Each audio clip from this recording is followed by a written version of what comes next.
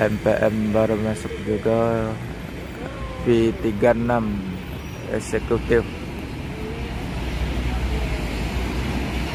penumpang full dari depan ke belakang.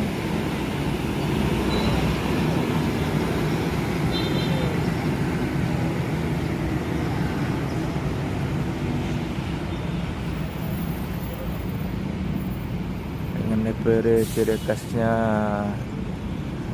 3 warna kayak bendera Kamerun.